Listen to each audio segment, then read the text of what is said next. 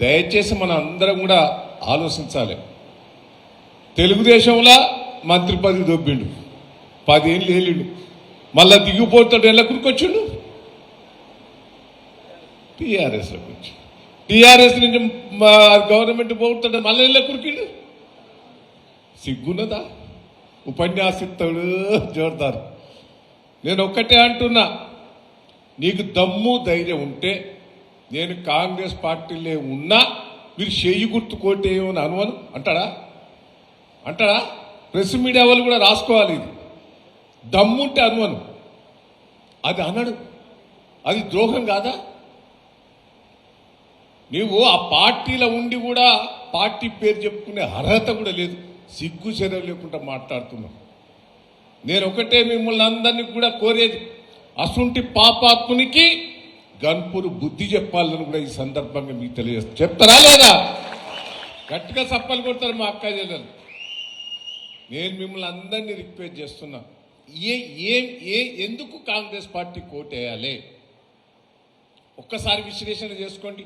ఇంతమంది చెప్పారు 420 హామీలు మా పొట్టోడు రేవంత్ రెడ్డి ఇచ్చాడు. హామీలు దంచి పారేసిండు. 420 ఎలక్షన్ల తెల్లారే 10 రోజులల్లా 6 గ్యారెంటీలు ఇస్తా అన్నాడు. 10 రోజులల్లా పెళ్లిళ్ళు చేసుకోకూడదు. ఇప్పుడు పెళ్లిళ్ళు చేసుకోకూడదు, 10 రోజులు ఆగుంది, ఎలక్షన్లు అయిపోయాక చేసుకోండి. కళ్యాణ లక్ష్మితో పడ్డదా? వచ్చిందా అమ్మా? ఇంత మోసం చేసిన రేవంత్ రెడ్డికి కాంగ్రెస్ పార్టీ కోటేద్దామా? 2 ఏళ్ళు అయిపోయినాయి, ఇంకా 2 ఏళ్ళే ఉండేది. తులం బంగారం రాలే. మా పెద్ద మనుషులకు పాపం కేసీఆర్ గారు ఎంత హృదయం ఉన్న మనిషి, 30 రూపాయలు ఉన్న దాన్ని ఒక్కటేసారి 2000 ఎత్తే అన్నాడు, నేనే పెన్షన్లు ఇచ్చే మంత్రిని ఉంటిని. ఏం దయాకర్ ఎంత చేద్దాం పెన్షన్ అంటే నేను అన్నా, 500 చేస్తాడు వచ్చని నా మనసులో అనుకున్నా. నేను ఎంత చేద్దామని నన్ను అడిగిండు. ఒకటేసారి 500 చేస్తాడా చేయడా అని నేను అనుకున్నా. ఎంత చేద్దాం దయాకర్ అంటే, సార్ మీరే చెప్పండి సార్ అన్న. సార్ అన్నాడు 2000 అన్న వరకు. నేను ఏం సార్ 2000 అంటారు, ఒకటేసారి 200 2000 ఎట్ట చేస్తాం సార్ అని నేను అన్నా. డబ్బులు ఎక్కడి సార్? లేదా ముసలోళ్ళకు 2000 ఇస్తేనే మనవడు మనవరాలు వస్తుంది, కోడలు చా తాగుతావా కాఫీ తాగుతావా అని, అత్త బాగున్నావా అని పలకరిస్తుంది. 2000 ఇవ్వాలని పట్టుదల 2000 ముసలోళ్ళు ఇస్తే పొట్టోడు ఏం చేసి 4000 వరకు గుద్దు అన్నారు. గుద్దిరా ఇప్పుడు తెచ్చొచ్చింది. వాస్తవా కాదా నేను చెప్పేది? 2 ఏళ్ళు అయిపోయినాయి. ఎంత మోసం చేశాడు, ఒక్కొక్క మోసం. మహిళలకు 2500 అంటే గుద్దు. కూలీలో పోయేటోళ్ళకి 1000 రూపాయలు అన్నాడు, మొగోళ్ళకు గుద్దు. స్కూటీలు అన్నాడు, వెళ్ళాడు. ఒక్కటి చేసిండా, బస్సు ఫ్రీ చేసిండు, మొగోళ్ళకు డబల్ చేసిండు. భార్య భర్తలు వేరుంటారా? భార్య భర్తలు అంతా ఒకటే కదా. ఆడోళ్ళకు ఫ్రీ చేసిండు, మొగోళ్ళకు డబల్ చేసిండు. అంతమంది అక్కడ ఎక్కువ వస్తారు ఇప్పుడు ఆదాయం. మొగోళ్ళు ఎక్కువ తిరుగుతారా, ఆడోళ్ళు ఎక్కువ తిరుగుతారా? దయచేసి ఇది మోసమే, అంత దగాకారు. ఇప్పుడు ఎప్పుడైనా గట్టిగా మాట్లాడితే ఇప్పుడు కేటీఆర్ గారి మీద కేసు పెడతారు. వాడు కేసు అది నిలవదనుకో, హరీష్ రావు మీద కేసు పెడతాడట, అందరి మీద మాకు ఇబ్బంది పెడతారు. మేము ఎదుర్కొంటాం. నేను ఒక్కటే చెప్తున్నా, గన్పూర్ కాన్స్టిట్యున్సీల కార్యకర్తలందరికీ రిక్వెస్ట్ చేస్తున్నా, మీరు ధైర్యంగా ఉండండి. పల్లా రాజేశ్వర రెడ్డి గారు మీకున్నాడు, పోచంపల్లి ఉన్నాడు. ఏ కష్టం వచ్చినా, ఏ రాత్రి వచ్చినా నేను బాల్తా అని కూడా ఈ సందర్భంగా మీకు తెలియజేస్తున్నా. ఎవరు చేసిండండి గన్పూర్కు? పాపం రాజయ్య గారు వచ్చి పొద్దుగా లేచి నా దగ్గర కూర్చునేది, కేసీఆర్ దగ్గర కూర్చునేది, కేటీఆర్ దగ్గర కూర్చునేది. మా గన్పూర్కి ఇది కావాలి, అది కావాలి, ఇది కావాలి. డిగ్రీ కాలేజ్ ఇచ్చినాం, మున్సిపాలిటీ చేసినాం, 100 పడకల హాస్పిటల్ చేసినాం. గన్పూర్ ఏందయ్యా?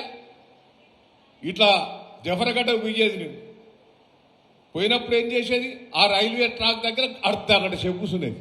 అంతేనా? ఎంతసేపు కూర్చునేది? కారు అర్ధగంటగా ఆపేది. ఇప్పుడు రయ్యిన ఉంటాను పిచ్చి మితికెళ్ళి. ఎవరు చేయబట్టది? కేసీఆర్ గారు. గట్టిగా చప్పట్లు కొట్టారా రాజయ్య గారు కేసీఆర్ గారు చెప్పు. మళ్ళీ నేను ఇప్పుడు పాలకుర్తి పోవాలంటే ఆ రైల్వే గేట్ దగ్గర ఆగేది. ఇప్పుడు ఎక్కడి నుంచి పోతాను? కింద నుంచి రైలు నొక్కుతాను. ఎవరు చేపట్టది? రాజయ్య గారు కేసీఆర్ గారు చేపట్టి. గట్టిగా చప్పట్లు కొట్టాడు. నువ్వు ఏం చేసినవా? ఇవాళ డబల్ రోడ్, జఫర్గడ్డకు డబల్ రోడ్, ఉప్పుగల్లుకు డబల్ రోడ్, పాలకుర్తికి డబల్ రోడ్, సీసీ రోడ్లు గన్పూర్ల గల్లీ గల్లీకి చేసి నోరా. ఎందుకు వేయాలి కడియం శ్రీహరికి కాంగ్రెస్ పార్టీకి? ఒక్కసారి మీరు అర్థం చేసుకోవాలి. కడియం శ్రీహరి మోసగాడు, కాంగ్రెస్ పార్టీ మోస పార్టీ. పొట్టోడు రేవంత్ రెడ్డి ఇంకా ఊళ్ళలో తుపాకి వెంకట్రావుడు ఉంటావు చూసినావు, సేమ్ అదే టైప్ రేవంత్ రెడ్డి. ఇసుంటోలో కోటేద్దామా? కేసీఆర్ గారు ఎప్పుడైనా ఎన్నికల మేనిఫెస్టోలో హామీ ఇచ్చిండా? ఏదన్నా ఒక్కటి హామీ ఇయ్యలే. పెన్షన్లు పెంచుతా అని హామీ ఇయ్యలే. రైతు బంధు రైతులకు ఇస్తానని మాట ఇయ్యలే. రైతుకు పెట్టుబడి ఇస్తానని మాట ఇయ్యలే. కళ్యాణ లక్ష్మి ఇస్తానని మాట ఇయ్యలే. ఏది మాట ఇయ్యకున్నా ప్రజలకు ఏది అవసరమో అది గుండెల్లో పెట్టుకొని చేసిన మహానుభావుడు కేసీఆర్ గారు. ఎవరే రైతుకు పెట్టుబడి ఇచ్చింది?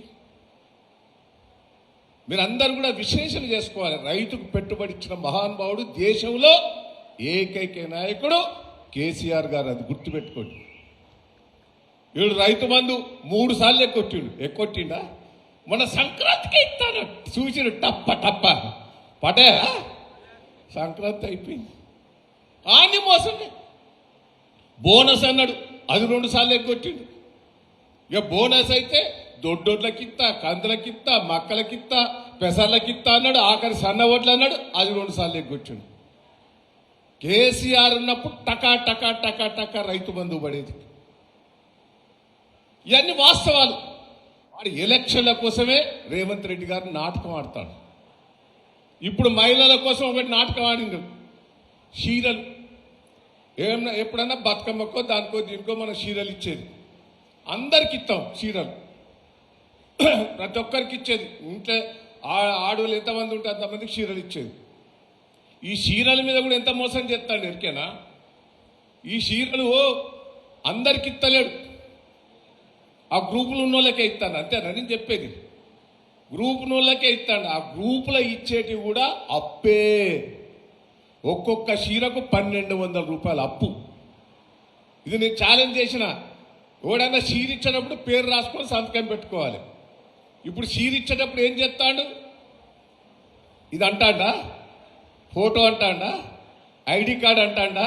అంటే ఏంటంటే బ్యాంకు పోతే ఏం చేస్తావు? ఇవన్నీ పెట్టుకుంటావా లేదా? ఇది నీ పేరు మీద 1200 రూపాయలు అప్పు. ఓ నెల రోజుల తర్వాత నోటీస్ వస్తుంది, బిడ్డ 1200 కట్టవాలి. ఆ చీర ఖరీదు 300. 300 రేవంత్ రెడ్డికి లంచమట, 300 ఆఫీసర్లకు లంచమట. ఇదంతా బోకస్. మన ఓట్ల కోసమే చీరలు. దయచేసి మోసం చేసే ఈ కాంగ్రెస్ పార్టీకి ఓటేయద్దు. నేను గన్పూర్ కార్యకర్తలందరూ రిక్వెస్ట్ చేస్తున్నా. కడియం శ్రీహరి అంటాడు, ఎంత మోసకారండి. గన్పూర్ రిజర్వాయర్ కట్టింది ఎవరు? ఈడ నీళ్లు తెచ్చింది ఎవరు? మీకు ఒక్కటే చెప్తున్నా, చేతులెత్తి మొక్కుతున్నా, నేను ఛాలెంజ్ చేస్తున్నా. కేసీఆర్ దయ వల్లనే గన్పూర్కు నీళ్లు వచ్చినాయని కూడా మనం గుర్తుపెట్టుకోవాలి. ఈ మోసకారి కడియం శ్రీహరి చరిత్ర ఇప్పుడు చెప్పలేము. మా రాజన్న అంటాడు, నీ మున్సిపాలిటీ ఎన్నికలలో మీటింగ్ పెట్టి అప్పుడు నీ చరిత్ర అంతా చెప్తా బిడ్డ. నీ చరిత్ర, నీ పుట్టు పూర్వతాలు చెప్తా, మొత్తం నా దగ్గర ఉన్నది. తొందరపడక, ఇప్పుడే చెప్పా. ఇప్పుడు చాలా మంది చెప్పిండు, పల్లన్న చెప్పిండు, సీనన్న చెప్పిండు, రాజయ్య గారు చెప్పిండు. నేను ఎలక్షన్లు అప్పుడు చెప్తాను. ప్రెస్ వాళ్ళు కూడా దయచేసి వినాలి. మీరు అసలు మూర్ఖునికి సపోర్ట్ చేయకుండా, అసలు పాపాత్మకు చేయకుండా. నేను 7 సార్లు గెలిచిన. నన్ను మొన్న అంటాడు, ఏ దయాకరా ఓడిపోయినాను. బిడ్డ నువ్వు ఎన్నిసార్లు ఓడిపోయలేవు బిడ్డ, నువ్వు ఓడిపోయేది ఒక్కసారి. ఏదో 7 సార్లు గెలిచే వరకే జనం కూడా కొత్త వస్తేమన్నా చేస్తామని ఆశతో చేసి ఇప్పుడు తిట్టుకుంటాలేరా? మీ చుట్టాలే ఉంటారు అంత పాలకుర్తి సైడ్. మొత్తం సర్పంచులన్నీ టీఆర్ఎస్ బీఆర్ఎస్ సర్పంచ్ గెలిచినాయి. నేను ఒక్కటే మీకు రిక్వెస్ట్ చేస్తున్నా, గన్పూర్ టౌన్ డెవలప్మెంట్ చేశాం. కేసీఆర్ గారు పనులు చేశాడు. డాక్టర్ రాజయ్య గారు పనిచేశారు. రేపు ఏ కష్టం వచ్చినా పల్లా రాజశేఖర గారు ఉన్నారు, పోచంపల్లి గారు ఉన్నారు, మీ వెనుక దయన్న ఉన్నాడని కూడా ఈ సందర్భంగా మీకు తెలియజేస్తున్నా. నేను కార్యకర్తలందరికీ రిక్వెస్ట్ చేస్తున్నా, ఇప్పుడు కష్టపడ్డ కార్యకర్తలందరి పేర్లు రాసుకుంటాం సీనన్న. మళ్ళా తర్వాత అందరూ ఊరుకొస్తారు, వాటి పెత్తనని చెప్తాడు వచ్చినోడు. ఇప్పుడు కష్టకాలంలో మన ఎంబడి ఎవడున్నాడో అసలైన కార్యకర్త వాళ్ళే అని కూడా ఈ సందర్భంగా మీకు తెలియజేస్తుంది. వాళ్ళని కాపాడుకునే బాధ్యత మాది. మీరు అధైర్య పడకుండ్రి.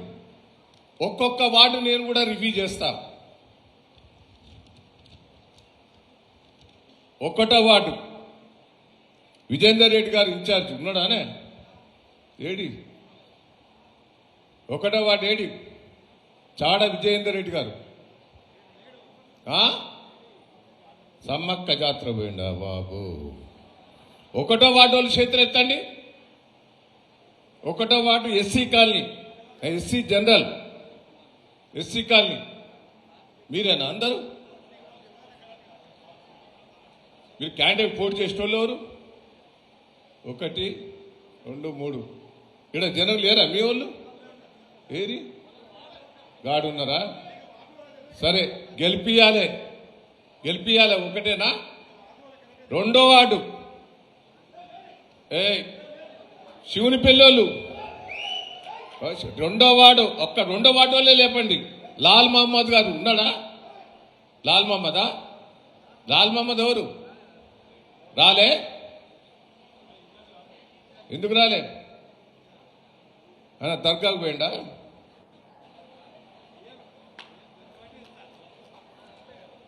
ఎస్సీ జనరల్ 2వ వార్డు లేరా? గెలిపిస్తారా లేదా? గెలిపిస్తారా అమ్మా? గెలిపిస్తారా? సరే, ఎవరికి ఇచ్చినా గెలిపియాలి. 3వ వార్డు ఇది కూడా శివుని పెళ్ళే. శేఖర్ మాణిక్యపురం ఉన్నాడానే? ఆయన ఎటు పోయిండు? కోరేలు పోయిండా?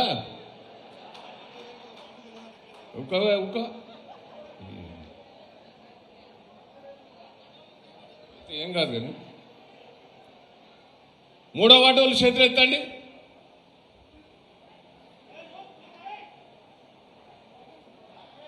మూడో వార్డు కార్యకర్తలు చేతులు ఎత్తాలి అందరు. మీ ఇక్కడ ఉన్న వాళ్ళు కూడా ఉన్నారా? గెలిపిస్తారానా? 3వ వార్డు గెలిపిస్తారా అమ్మా? గట్టిగా చప్పలు కొట్టండి 3వ వార్డు వాళ్ళకు. 4వ వార్డు బీసీ జనరల్ చంద్రరెడ్డి గారు. ఎవరు చంద్రరెడ్డి? హాస్పిటల్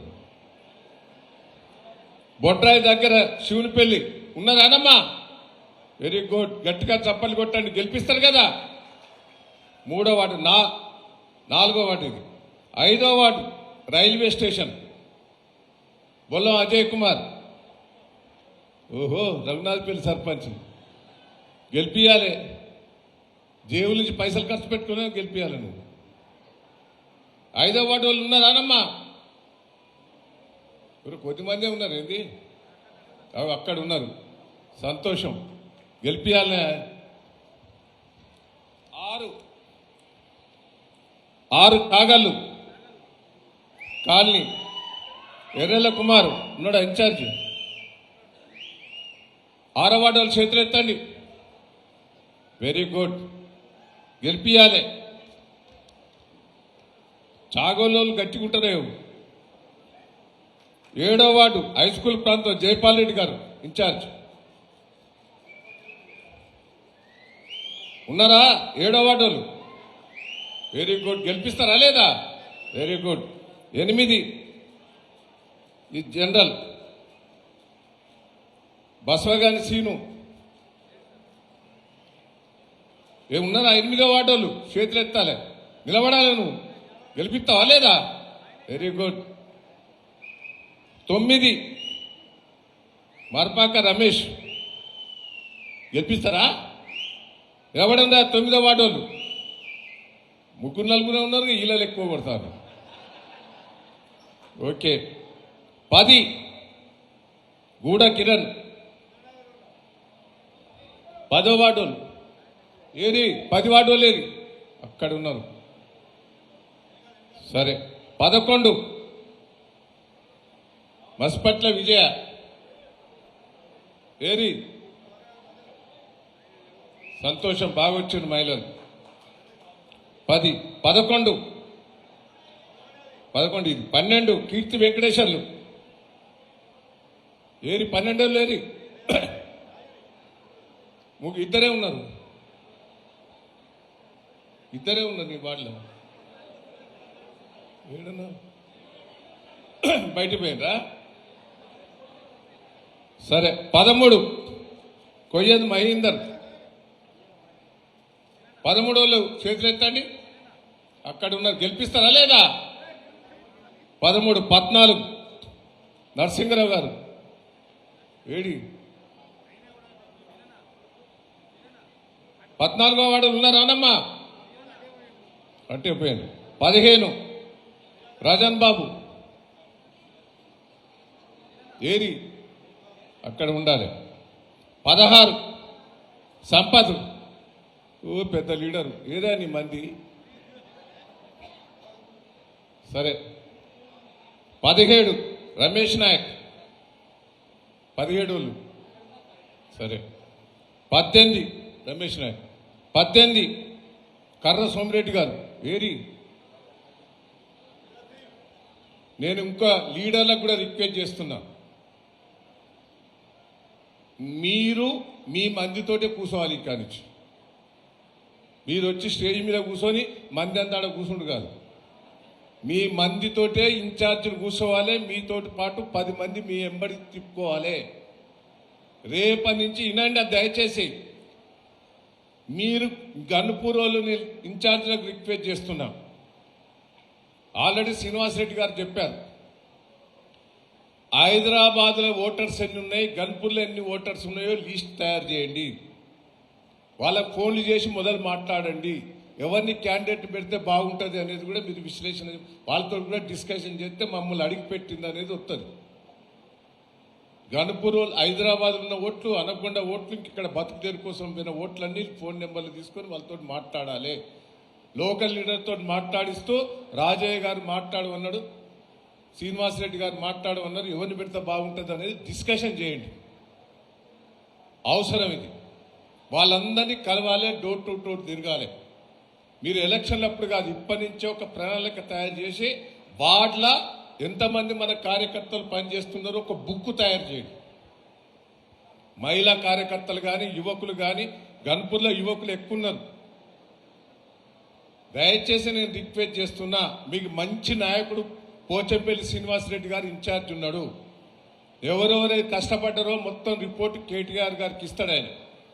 మిమ్మల్ని అందరినీ రిక్వెస్ట్ చేస్తున్నా, ఈ గన్పూర్ని గెలిపించే బాధ్యత మా అందరిది, మీ అందరిది. గెలిపిద్దామా లేదా? మీకు మేము ఉన్నాం.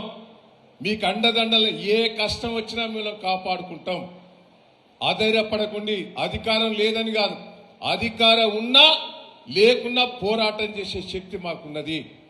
మీ రాజయ్య గారు ఉన్నాడు, ఆయన అధికార పార్టీ ఎమ్మెల్యే ఉండి రిజైన్ చేసి అధికారం లేకున్నా టీఆర్ఎస్ పార్టీకి వచ్చి గెలిచిన మహానుభావుడు ఆయన. అధికారం ఉరకలే. ఆయన రిజైన్ చేసినప్పుడు అధికార పార్టీ కాంగ్రెస్ పార్టీ రిజైన్ చేసి అధికారం లేదు, తెలంగాణ వస్తుందో రాదో నమ్మకం కూడా లేదు. అప్పుడు ఆ టైంలో వచ్చి గన్పూర్లో ఎమ్మెల్యేగా మీరు గెలిపించారు. ఆయన అధికారం ఉన్నా అని పోయే మోసగాడు. మరి రాజయ్య గారి నాయకత్వంలో మీరు ఉండండి, మీ వెనుక మేము ఉంటాం. దయచేసి నేను కార్యకర్తలకు రిక్వెస్ట్ చేస్తున్నా, మిమ్మల్ని కాపాడే శక్తి మాకున్నది. మీరందరూ వార్డు వైజ్గా రివ్యూ చేసి 18 వాళ్ళల్లో పోచంపల్లి గారు చెప్పారు ఇంత మనకు మెజార్టీ సీట్లు వస్తున్నాయి. సర్వే లోపట కొంత ఆర్గనైజేషన్ కొంత లోపం ఉన్నది. ఆర్గనైజేషన్ సెట్ చేస్తే 100% మనకు మెజార్టీ సీట్లు వస్తాయని కూడా పోచంపల్లి గారు కూడా చెప్తున్నాడు. క్యాండిడేట్ల కాడ మీరెవ్వరు చెప్పిన క్యాండిడేట్లకు మేము ఇచ్చేది ఏమి ఉండదు. కార్యకర్తలతో డిస్కషన్ చేస్తాం, కానీ సర్వే ఆధారంగా ఎవరైతే గెలుస్తారో ఎవరైతే కొంత డబ్బులు ఖర్చు పెట్టుకుంటారో అది కూడా చూస్తాం. అవన్నీ చూసి టికెట్లు డిసైడ్ చేయడం కూడా జరుగుతుందని కూడా ఈ సందర్భంగా తెలియజేస్తూ ఈ అవకాశం ఇచ్చి ఇంత పెద్ద ఎత్తున పాల్గొన్న మీ అందరికి కూడా పేరు పేరున కృతజ్ఞతలు, ధన్యవాదాలు. Thank you.